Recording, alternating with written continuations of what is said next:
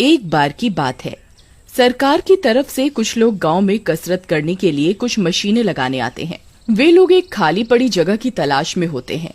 तभी उन्हें एक खाली पड़ी जगह दिखाई देती है। ये जगह सही लगती है। एक काम करो, इन मशीनों को यहीं लगा दो। फिर जैसे ही वे लोग मशीनें लगाने लगते हैं, वहाँ एक पागल आता है। उसके कपड़े फटे हुए होते हैं। चलो चलो भागो, यहाँ से चलो, नहीं तो एक पत्थर मारूंगा। ए पागल, चल भाग यहाँ से। पता नहीं कहाँ कहाँ से आ जाते हैं। मैं कोई पागल नहीं हूँ, मैं पागल नहीं हूँ। हाँ, तुम नहीं जानते जिस जगह पर तुम ये मशीन लगा रहे हो, ये जगह ठीक नहीं है। यहाँ वो रहती है, ये जगह उसकी है, ये जगह उसकी है। कौन रहती है? अरे पागल, मुझे दिखाई नहीं देता। ये जगह खाली पड़ी है और हम सरकार की तरफ से हैं। हम जहाँ चाहे वहाँ इन मशीनों को लगाएंगे। चल आगे से। फिर इतनी भीड़ देखकर वहाँ कुछ गांव वाले भी आ जाते हैं। अरे वाह वाह रामू भाई, आज तो मजा ही आ गया। आखिरकार हमारे गांव में भी ये कसरत की मशीनें लगने वाली हैं। तुम सब के सब मरोगे।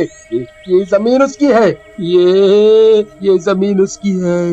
यहाँ वो रहती है। अरे कौन रहती है ये तो बोल, मुझे दिखाई नहीं देता। यहाँ कोई नहीं रहता। अरे साहब, आप इस पागल की बातों पर ध्यान मत दीजिए। ये तो अनाप शनाप बकता रहता है। आप अपना काम कीजिए। फिर वे लोग उस जगह पर मशीनें लगाकर वहाँ से चले जाते हैं। फिर इतना बोलकर भोलू अपने घर चला जाता है। अरे रीमा, तुम्हें पता है, बरगद के पेड़ के पास उस खाली पड़ी जगह पर सरकार ने कसरत करने की मशीनें लगाई हैं। अब से मैं रोज सुबह शाम वहाँ कसरत करने जाऊंगा।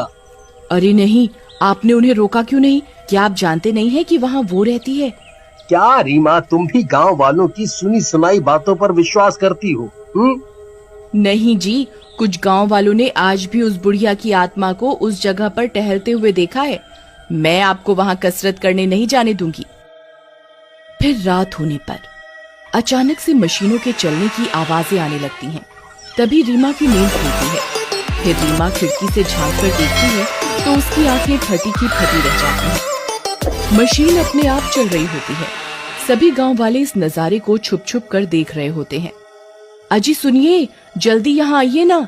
देखिए, आपको मुझ पर विश्वास नहीं था ना, अब अपनी आंखों से देख लीजिए।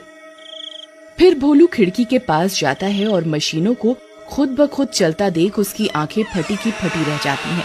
अरे बाप रे, ये कैसे हो सकता है? ये मशीनें खुद ब खुद कैसे चल सकती हैं? जी मैंने तो आपको पहले ही कहा था, उस जमीन पर उस बुढ़िया की आत्मा रहती है। फिर एक गांव वाला भाग कर जाता है और सरपंच को इस बारे में बताता है। फिर सरपंच कुछ गांव वालों के साथ उस जगह पर पहुंच जाता है और वे लोग दूर पेड़ के पीछे खड़े होकर ये सब देखने लगते हैं। अरे मर गए रे सरपंच जी, यहाँ तो सच में किसी आत्मा का वास है। हमें इसका कुछ ना कुछ करना होगा, नहीं तो सब लोग हमारे गांव को एक श्रापित गांव समझ लेंगे। क्यों, तुम सब मुझे पागल समझते थे ना? क्यों, अब क्या हुआ? क्या हुआ? अब अपनी आंखों से देख लो, यहाँ कोई है। ए पागल, चुप हो जा, शोर मचाना बंद कर। अगर उस चुड़ैल को हमारी मौजूदगी का पता चल गया तो वो हमें जिंदा नहीं छोड़ेगी। सरपंच जी, मुझे तो लगता है यहाँ कोई चुड़ैल नहीं है। ये सिर्फ एक अफवाह है। हो सकता है मशीन हवा के कारण हिल रही हो। मैं अभी जाकर इसे रोक देता हूँ। अरे तुम पागल तो नहीं हो गए जो खुद मौत के मुंह में जाना चाहते हो?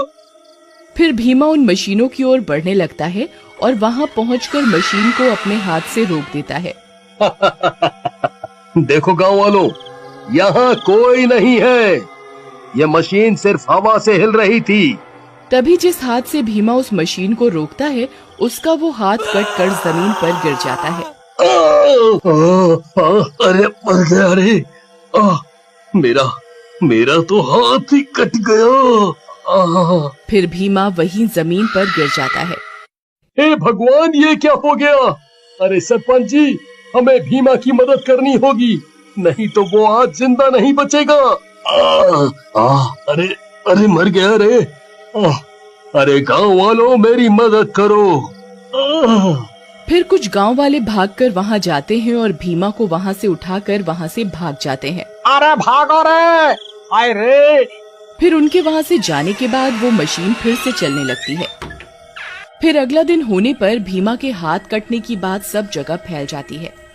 सरपंच ठेकेदार को फोन करता है और मशीनों को वहां से हटाने की बात कहता है, लेकिन ठेकेदार सरकारी काम का हवाला देते हुए मशीनें हटाने से मना कर देता है। अब हमें ही कुछ करना होगा। एक काम करो, चलो उस पागल के पास चलते हैं। उसी ने सबसे पहले उस बुढ़िया चुड़ैल की आत्मा के बारे में बताया था, वो जरूर उसका राज जानता होगा।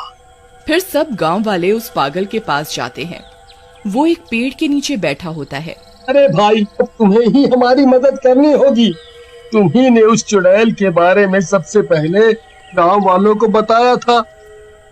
तुम हमें बताओ कि तुम उस चुड़ैल के बारे में क्या जानते हो? ये कोई चुड़ैल नहीं है, ये मेरी दादी है। हाँ हाँ, कुछ साल पहले अपनी दादी के साथ यहाँ से गुजर रहा था। तभी इस गांव के एक बदमाश ने हमें रोक लिया और हमसे लूटपाट करने लगा, और विरोध करने पर हम पर हमला कर दिया।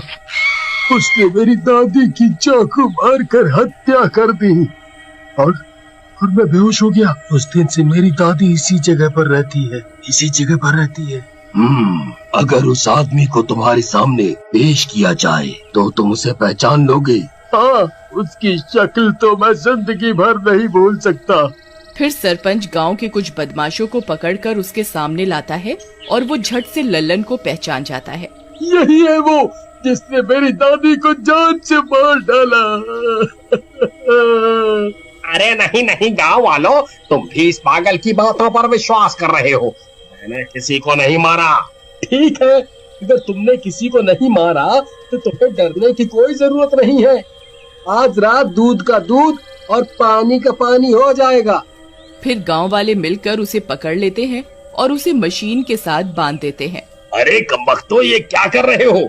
छोड़ो मुझे, छोड़ो, मैं कहता हूँ छोड़ो मुझे। फिर कुछ ही देर में रात हो जाती है। सभी गांव वाले वहीं एक पेड़ के पीछे छिप जाते हैं। अरे यार, ये मैं कहाँ फंस गया? तभी लल्लन के सामने वाली मशीन खुद ब खुद चलने लगती है। ये देखकर वो घबरा जाता है। अरे मर गया रे, यहाँ तो कोई भी नहीं है, तो फिर ये मशीन खुद ब खुद कैसे चल रही है? अरे नास मिटो, कहाँ छुप कर बैठे हो? ये मुझे कहाँ बांध कर चले गए? तभी उसे गुर्राने की आवाजें आने लगती हैं। वो घबरा जाता है। गांव वाले भी छुप छुप कर ये नजारा देखते रहते हैं। तभी एक मशीन अपने आप रुक जाती है और एक बुढ़िया चुड़ैल उनके सामने आ जाती है। अरे नहीं, ये तो वही बुढ़िया है जो मेरे हाथों मर गई थी, लेकिन ये जिंदा कैसे हो सकती है? नहीं, ये नहीं हो सकता। अरे गांव वालों, मेरी मदद करो, बचाओ। अरे कमबख्तो, जल्दी आओ, नहीं तो ये बुढ़िया मुझे जिंदा नहीं छोड़ेगी। अरे उस बुढ़िया चुड़ैल को देखकर सभी गांव वालों की आंखें फटी की फटी रह जाती हैं, लेकिन सब के सब पेड़ के पीछे छिपे रहते हैं। अरे पागल भाई, क्या यही तुम्हारी दादी है जो चुड़ैल बन गई है? हाँ भाई, यही मेरी दादी है, मैं इन्हें कैसे भूल सकता हूँ। फिर वो बुढ़िया चुड़ैल सीधा लल्लन की ओर बढ़ती है और उसे गर्दन से पकड़ लेती है और उसका सिर उसके धड़ से अलग कर देती है और गुस्से में जोर जोर से गुर्राने लगती है। अरे पागल भाई, मुझे लगता है अब तुम्हें वहाँ जाना चाहिए। शायद तुम ही इस चुड़ैल को शांत कर सकते हो। क्या पता तुम्हारी दादी तुम्हें पहचान ले। फिर वो पागल भागता हुआ वहाँ जाता है। बस दादी, बस अब शांत हो जाओ, हमारा बदला पूरा हो चुका है। आपने इसे इसके किए की सजा दे दी है। अब आप इस जगह को छोड़ के हमेशा के लिए चली जाओ। फिर अपने पोते की बात सुनकर वो बुढ़िया वहाँ से हमेशा के लिए चली जाती है।